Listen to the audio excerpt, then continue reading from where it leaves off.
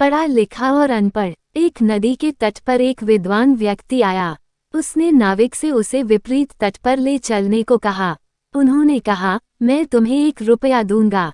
नाविक ने ऊपर देखा, उसे काले बादल दिखाई दे रहे थे। बारिश की चिंता मत करो, पंडित ने कहा, मेरे पास एक छाता है। पंडित नाव में बैठ गया और नाविक नाव चलाने लगा।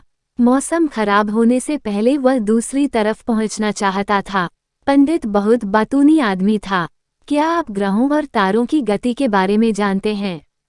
क्या आपने ज्योतिष का अध्ययन किया है? उसने नाविक से पूछा। नाविक ने पंडित से कहा कि उसे ज्योतिष का कोई ज्ञान नहीं है। ओह नहीं, पंडित ने कहा, तुम्हारे जीवन का 1/4 हिस्सा बर्बाद हो गया है।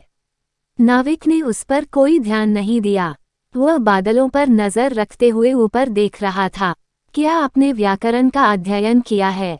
संस्कृत व्याकरण? पंडित ने पूछा। बेशक, नाविक को संस्कृत का कोई ज्ञान नहीं था। आपका आधा जीवन बर्बाद हो गया है, पंडित ने अत्यंत दुख के साथ घोषणा की। नाविक घबरा गया। नहीं, यह उस बात के कारण नहीं था जो पंडित ने अभी कहा था। उसने आकाश में बिजली चमकती देखी थी। पानी बरसने लगा। पंडित ने छाता खोला और बात करना जारी रखा। क्या आप कम से कम अपनी मातृभाषा में पढ़ना और लिखना जानते हैं? उसने पूछा। नाविक ने उत्तर दिया कि वह स्कूल नहीं गया है, इसलिए उसने पढ़ना लिखना नहीं सीखा है।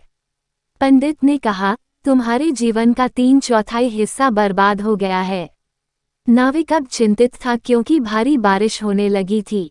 हवा भी तेज हो गई थी। नाविक पंडित की ओर मुड़ा। नदी उग्र होती जा रही है, पंडित जी। अगर हमारी नाव को कुछ हो जाता है तो हमें दूसरे किनारे तक पहुंचने के लिए तैरना पड़ सकता है। तैरना? मुझे तैरना नहीं आता। पंडित अब डर गया और बड़बड़ाया। तब तो आपका पूरा जीवन बर्बाद हो गया, पंडित जी, कान फाड़ देने वाली गड़गड़ाहट के बावजूद नाविक ने कहा। अगले ही पल नाव पलट गई और दोनों अब उफनते पानी में थे। जैसे ही युवक तैरने लगा, भयभीत पंडित ने नाविक को पकड़ लिया।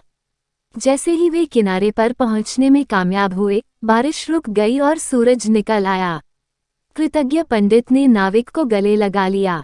फिर उसने पूछा, मैं यहाँ 1 महीने तक रहूंगा, क्या तुम मुझे तैरना सिखाओगे?